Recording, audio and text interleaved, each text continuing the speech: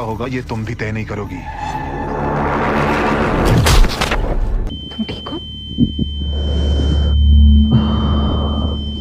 इसे होश आ गया है, इसे जाने दो। ताड़का ने हमारा नियम तोड़ा है, वो इंसान को लेके यहाँ आ गई। ये गलती से यहाँ पहुंचा है, इसे जाने दो। जिंदा जला दो। क्या बोल रहा है? जलाने की बात कर रहे हैं। नहलाने की बात कर रहे हैं? हाँ तुम नहला दो, बहुत ही चिपचिप महसूस हो रहा है। इसे बंदी बना के तहखाने में कैद कर दो। Thank you sir, thank you. सही कह रहे हैं आप। कमीना आदमी है, इनकम टैक्स रिटायर्ड ऑफिसर है, ऐसी पेनल्टी मारेगा माँ बाप को भूल जाएगा तो। अरे टारगेट बचाओ please help. Thank you, thank you. फेंक दो इसे। अरे कहाँ फेंक दो? नहीं! ओ लग गई भाई। हेलो!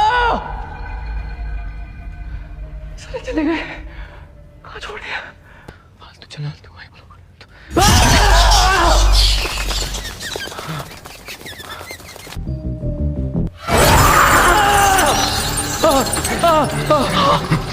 मेरे पास आओ, जल्दी आओ और पास आओ।